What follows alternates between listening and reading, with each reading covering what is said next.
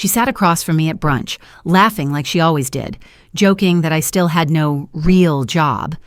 What she didn't know was that I had already signed the offer letter she was praying to get.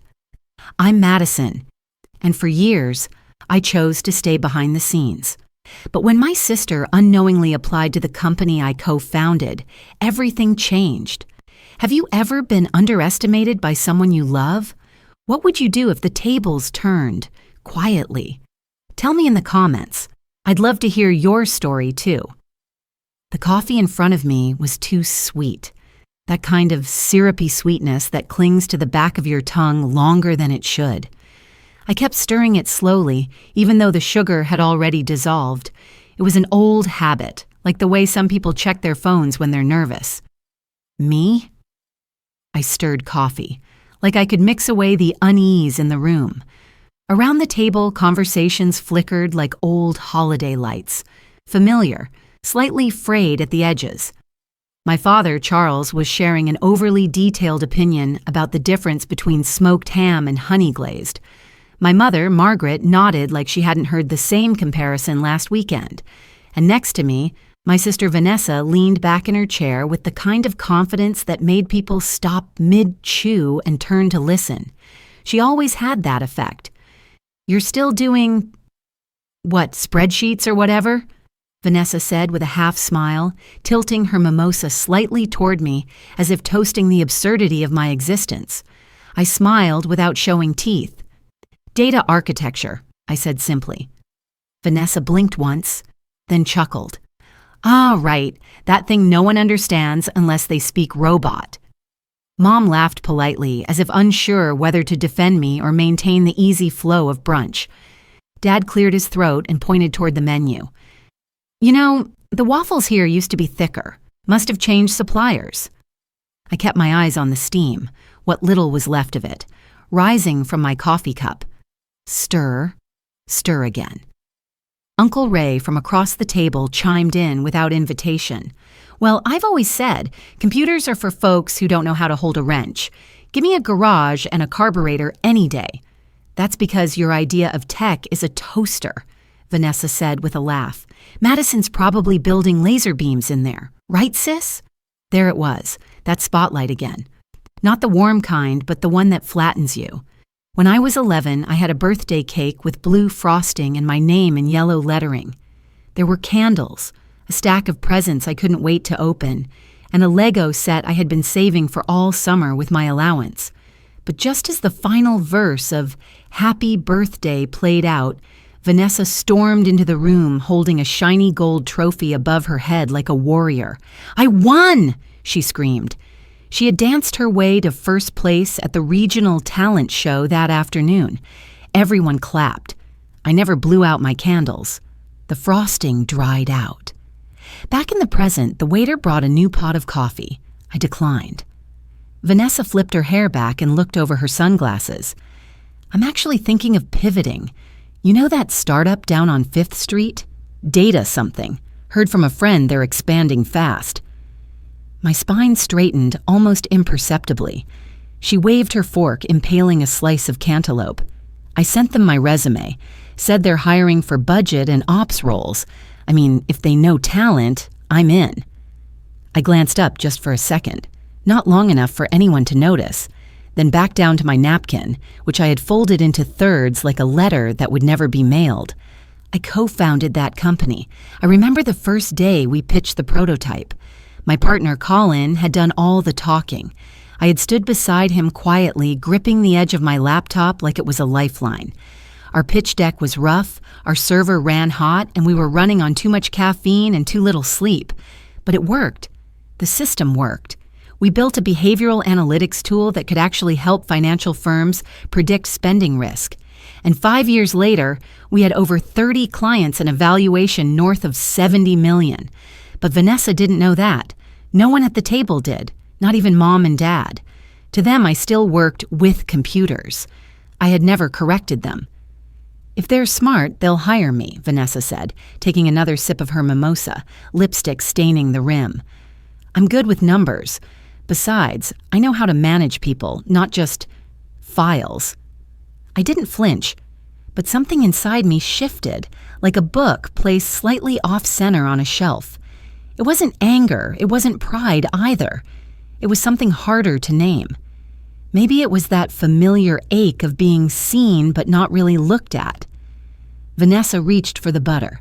Honestly, if they pass on me, it's their loss. She said it so casually, like it was true in every version of the story. And maybe, in hers, it was.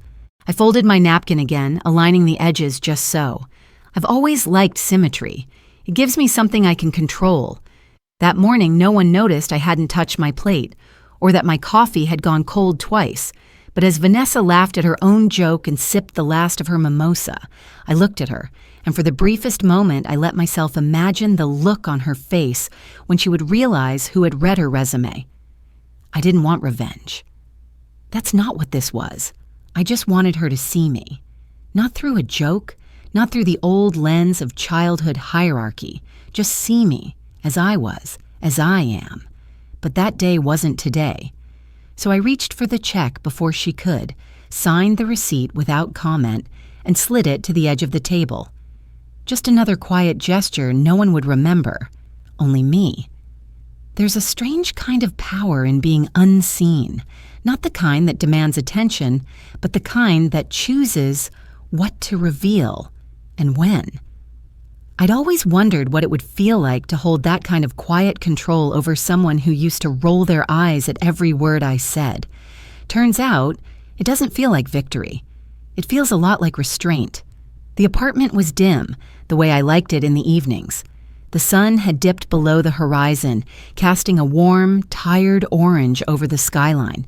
My floor lamp was set to low, just enough to make the room glow gently without competing with the reflection of my monitor. Around the living room, plants leaned lazily toward the glass windows. Pothos, snake plant, a stubborn fiddle leaf I'd rescued from clearance.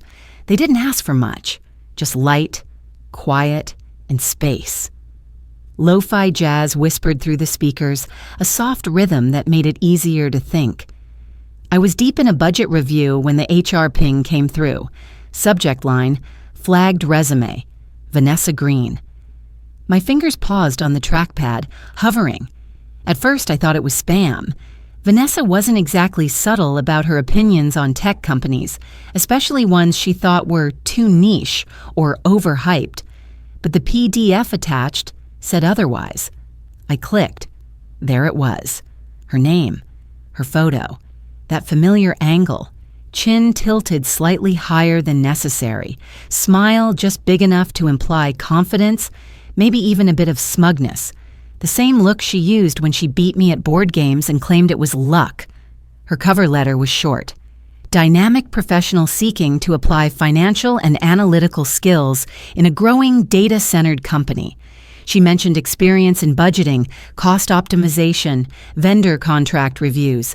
The language was polished, the kind you pick up from job boards and Sunday night desperation.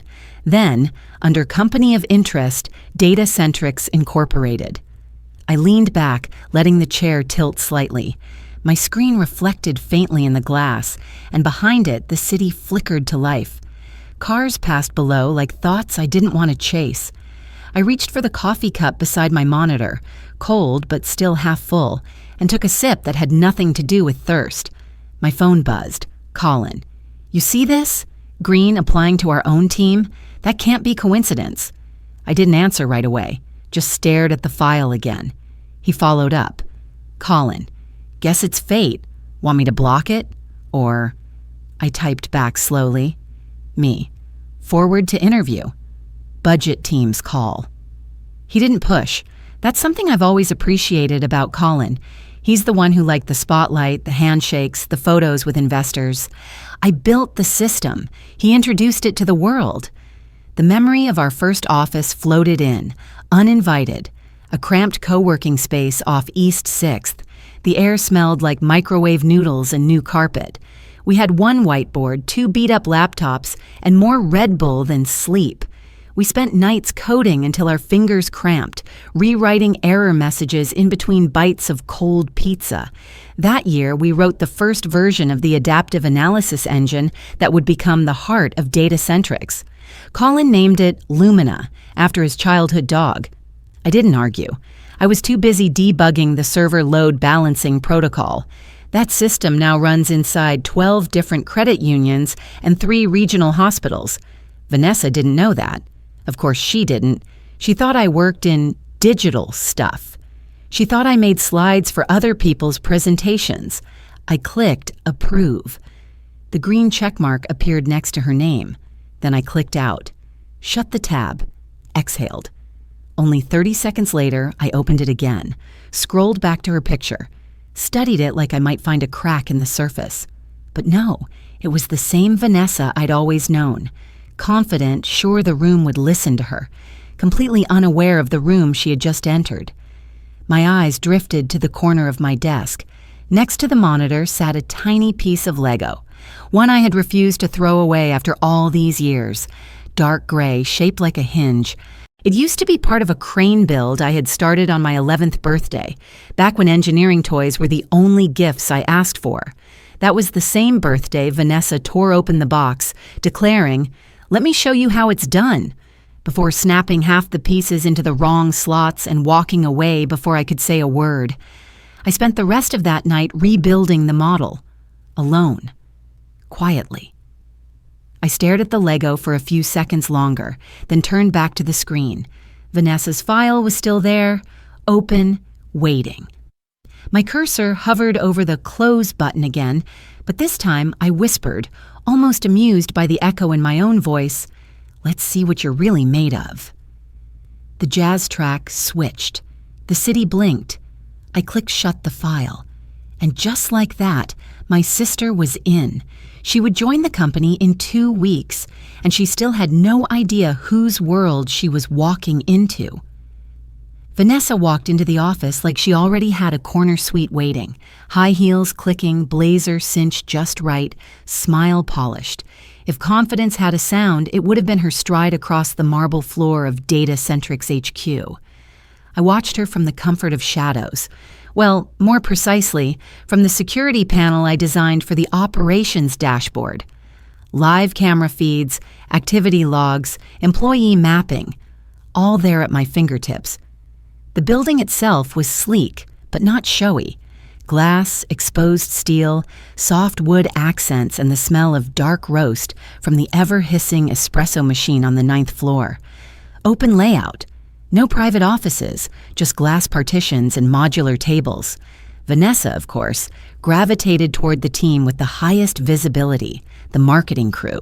She knew how to read a room, and this one was hungry for fresh charm.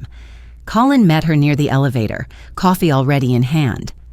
"Budget analysts don't usually show up dressed like magazine editors," he teased. I could hear it through the mic tied to the hallway security node. Vanessa laughed, perfectly on cue. "Well, someone's got to keep the numbers glamorous." He showed her around, budget ops, comms, internal dev. I watched the little green dot attached to her profile move steadily across the building blueprint on my screen. She took in everything like she was auditioning for a part, which in a way she was. What she didn't know was that the system she walked through, the automated approval workflows, the live projection dashboards, the scheduling logic behind the floor plan, all of it was my code.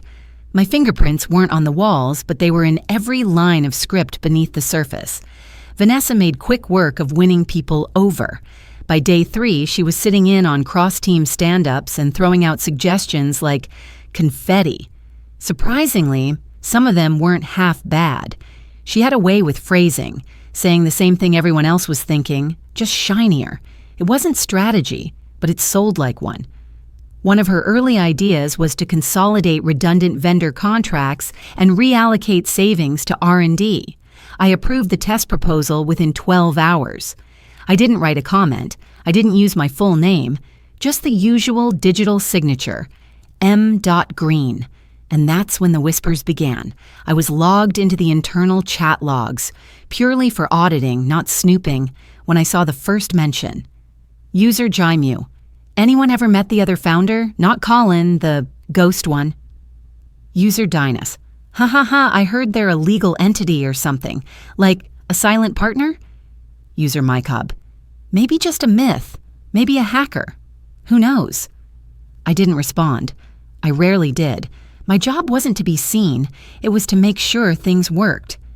Later that week, Vanessa sat in the break room with a small circle of coworkers. I watched on the low-angle security feed. She bit into an apple, chewed thoughtfully, and said, "The second founder? Please. That's probably just a placeholder, or some shy nerd hiding in a basement." They all laughed. Colin, who happened to pass by with a tablet in hand, gave her a glance. Not angry, just measuring. I didn't laugh. I stared at the screen until the conversation ended and the room emptied. She wasn't trying to be cruel. She never had to try. That was part of the problem. Her humor always came laced with the belief that she was the clever one in the room, that no one else had anything better to offer. I had seen her dismantle dates, coworkers, even distant relatives, all with that smile that asked forgiveness while daring you to challenge her. Later that evening, I stayed online a little longer than usual, just to check how her day had gone, officially speaking. Her daily activity log was clean, on time, several collaborative entries in project folders, budget estimates uploaded with all required fields. But one thing stood out. An unusual request had come through. Access inquiry to budget archives, departmental logs Q1 to Q3. Requester, Vanessa Green. Reason, for comparative analysis and pattern review. The system automatically approved it under her access level. I hadn't blocked it. I could have, but I didn't. She clicked into the logs just after 8 p.m., well after most people had logged off. I followed her movement on screen, opening files, toggling between budget approvals, noting entries. Then, at 8:21, she paused. I knew the file. It was a quarterly budget file for the marketing team's platform testing, one she'd worked on last week. There, in clean sans serif text, beneath the line item summary and above the approval metadata, it read, "Approved by M. Green timestamp, 4:47 a.m. Approval path." Co-founder channel, no bells rang, no gasps, just stillness. Then she clicked another file, same signature, then another. And another. The pattern was clear. I leaned back in my chair, arms folded across my chest. On the desk beside me, the tiny Lego piece sat untouched, lit softly by the glow of the monitor.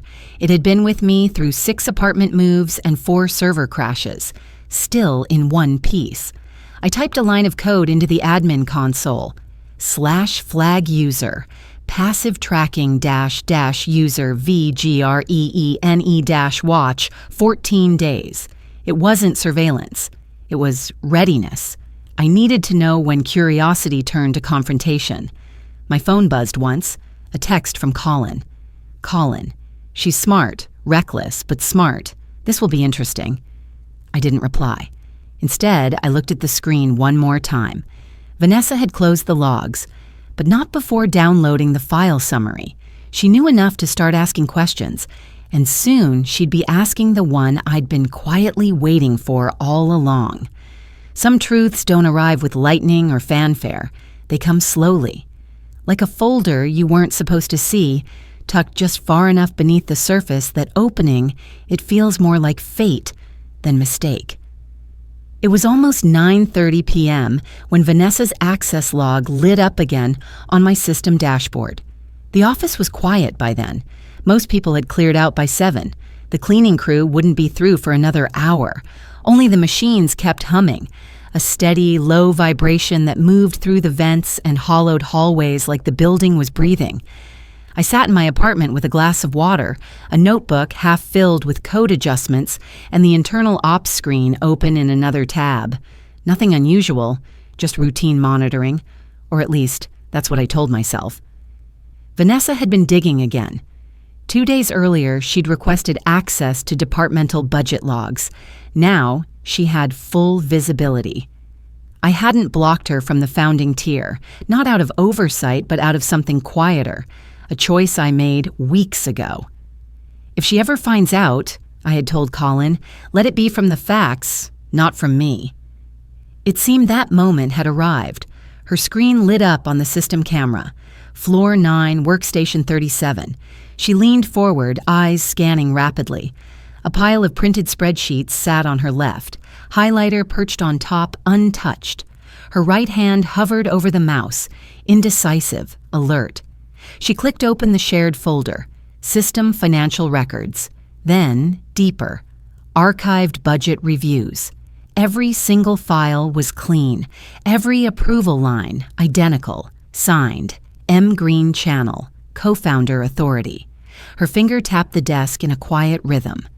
I knew that rhythm. It used to echo against the side of our childhood kitchen table whenever she waited for our dad to finish a story she thought was taking too long. She hovered over another folder, one I hadn't seen accessed in over a year, Admin Governance Archive. Then came the surprise. The access went through. That wasn't supposed to happen, at least not automatically, but someone had forgotten to reset the access clearance after our last internal audit. That someone, of course, was me. The screen lagged for half a second before a small white window appeared. Founding, documents.zip modified, March 2020 size, 3.1 megabytes. She clicked it. I watched her body still, completely. No tapping, no shoulder twitch, just absolute focus. I knew the file by heart. Articles of incorporation, equity distribution, role assignments, founders' letters, a company's birth certificate in full. The cursor moved slowly. She opened the PDF Datacentrics Inc. Incorporated, August 3, 2019 founders, Colin James and Madison Green, role Chief Technical Architect, Ms. Madison Green, ownership 50-50. For a moment, Vanessa didn't react. Then she blinked. Once, twice. Her posture shifted slightly, shoulders back, jaw set. She leaned in closer as if the words might vanish if she didn't lock them into memory.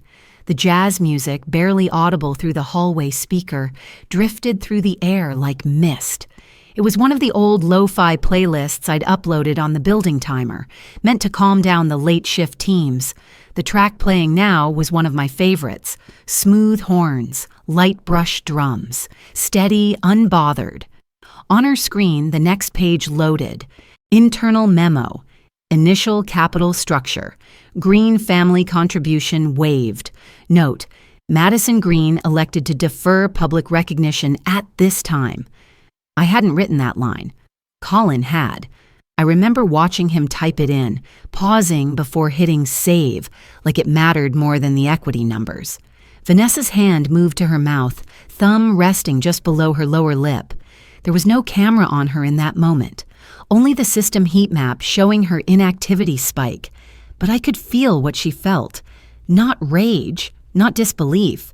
Something quieter, a collapse of certainty. A small notepad rested near her elbow, mostly blank except for a few crossed-out phrases. Talk to Colin.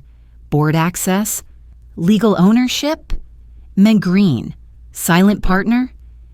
She didn't write anything new, just sat there. Then carefully she pressed print summary. The machine across the room came to life, hum barely louder than the jazz track. She walked over, took the pages, and held them like they might burn through her skin. Back at her desk, she stared at the printout.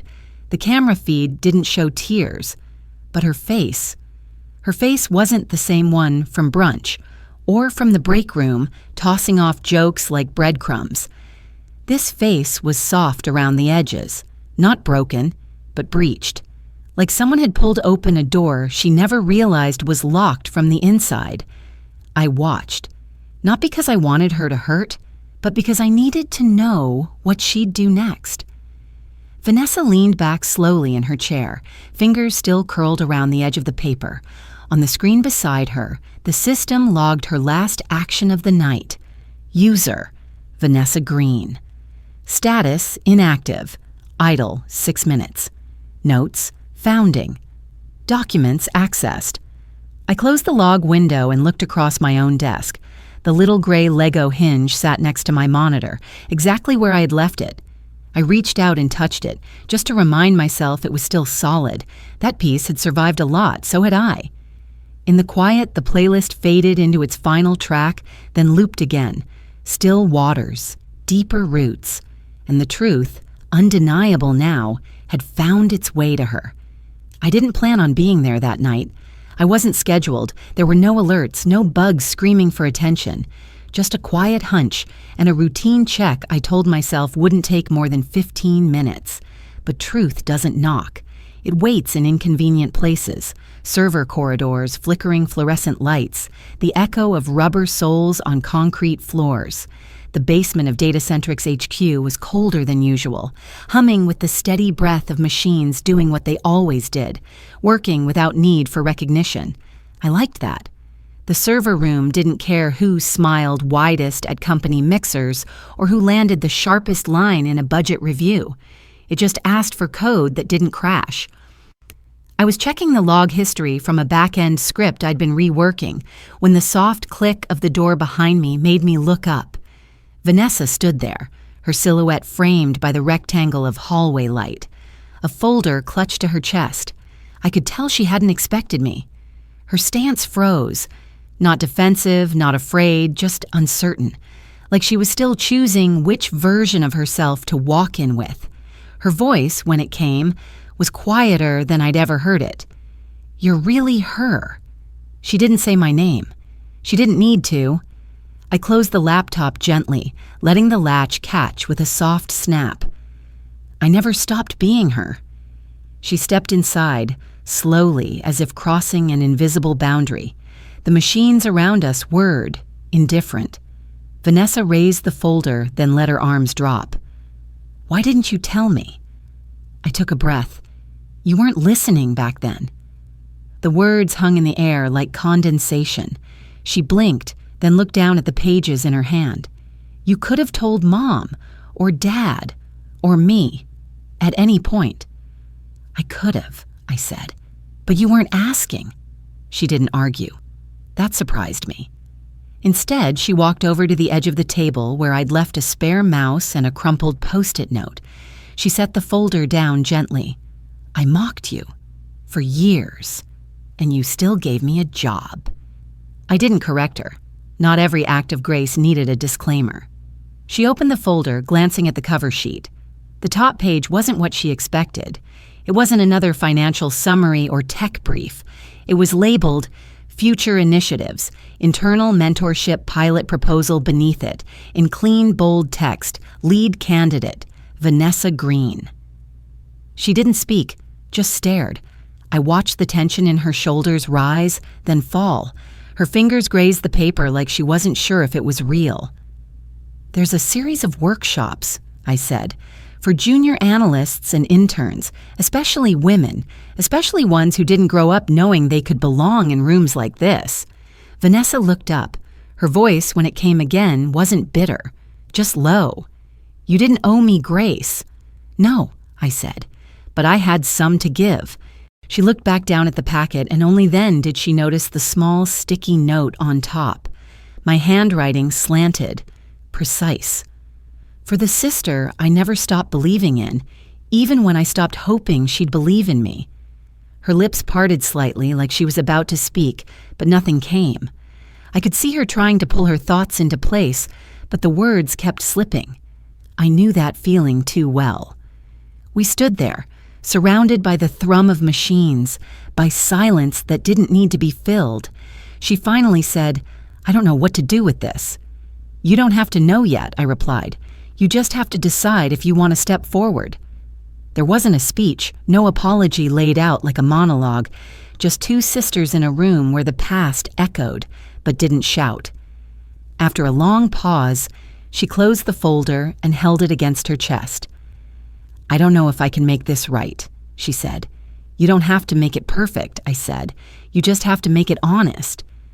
She nodded once, the motion barely there, but full of meaning. Then she stepped back, hand still on the folder, and met my gaze. "I'll try." That was enough. She turned and walked out, the door whispering shut behind her. I stood still, letting the moment settle. No triumph, no applause, just a gentle clarity that felt like breath after holding it for too long. Back at my station, I reopened the server log. One new user had just been added to the internal mentorship system, Vanessa Green. Initiated, pilot lead. Sometimes it doesn't take a booth or a confessional. Sometimes it just takes a hallway, a folder, and a sister brave enough to read what was always there. I always thought stepping into the spotlight would feel terrifying, like exposing skin in a cold room or walking onto a stage where the floor might crack beneath you.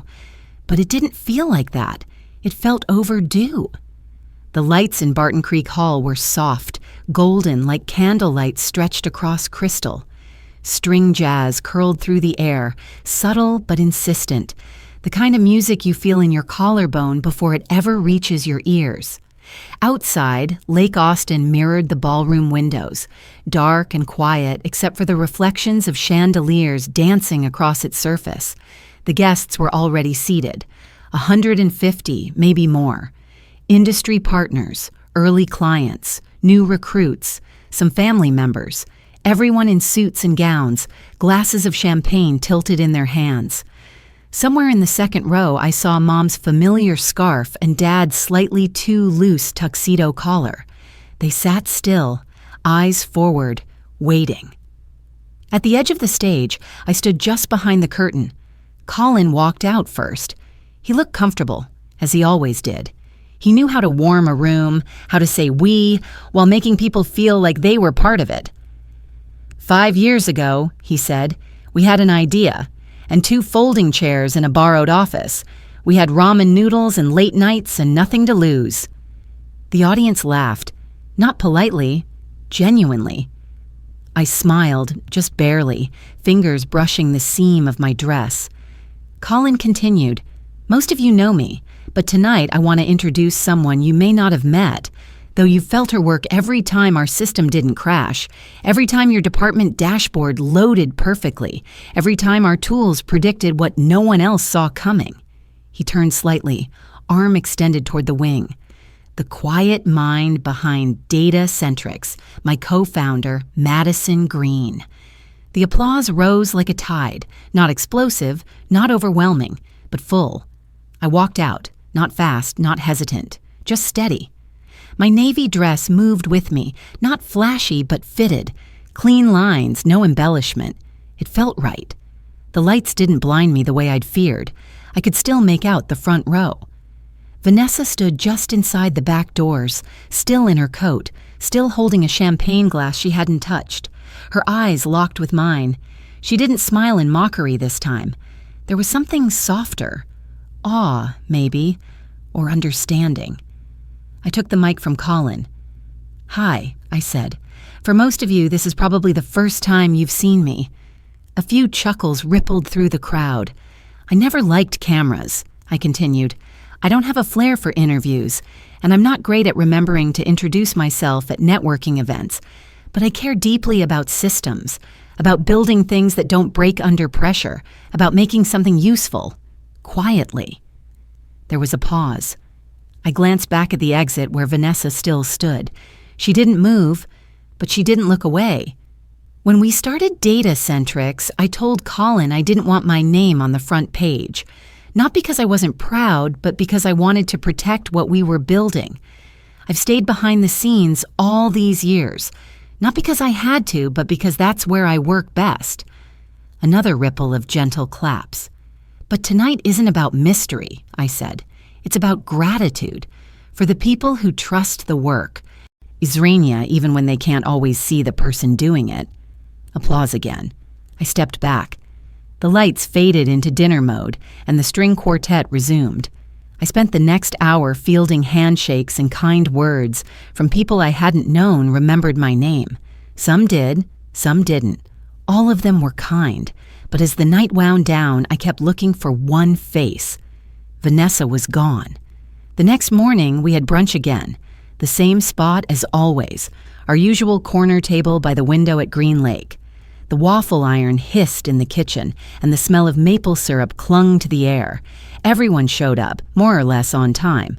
Mom wore the same scarf. Dad tried to act like the gala hadn't shocked him, but I saw the way he kept looking at me like I was a puzzle piece he'd finally found a place for. Uncle Ray made a comment about the big tech boss and chuckled into his coffee. That's when Vanessa cleared her throat. She set down her mug and looked right at him. "Uncle," she said, steady and clear, "Madison is the reason I have this job, and the reason I believe people can grow." Everyone fell quiet. She didn't back down, didn't look to me for confirmation or permission. She gave me a chance when I didn't deserve one, and she never once brought it up. That kind of quiet strength, I didn't get it before. I do now. I didn't speak. I didn't need to. Mom reached across the table and squeezed my hand gently. The rest of brunch went on as usual. Jokes, second helpings, talk about weather and weekend plans. But something in the air had shifted. That Monday morning, I arrived at my desk just after 7. I didn't expect anything unusual. I liked the routine. The startup hum of the office machines, the smell of early coffee, the first boot-up tone of my laptop. But there, on my desk, sat a small box, navy blue, tied with thin silver ribbon. No card. Inside was a Lego set. Not a new one, not glossy or modern. It was the same crane set I'd asked for when I turned 11, the same one Vanessa had pulled open without asking, the one I rebuilt alone late at night, in my room, piece by piece. She'd found it online, probably secondhand, maybe from eBay. Maybe she tracked it down from an old manual, but she had rebuilt the box. The top layer of pieces had a sticky note resting on it. Some things can be rebuilt. Even us. I didn't cry. Not exactly. But I sat for a long time, holding that box in my lap. I always thought healing would come in big gestures, loud apologies, but it doesn't. Sometimes it comes in a brunch, a sentence spoken aloud, a gift left without a name, and sometimes the only applause you need is the quiet kind. That Monday morning, holding the small Lego box in my hands, I didn't need words to understand what had changed between us. Sometimes healing isn't loud. It arrives gently, in the form of gestures that don't ask for recognition. We spend so much of our lives waiting to be seen, forgetting that some people were never taught how to look beyond what's visible. But even the deepest rifts can soften with time, with truth, and with quiet acts of grace. If this story touched something in you, a memory, a moment, a person, feel free to share your thoughts. Sometimes the most meaningful conversations begin after the story ends.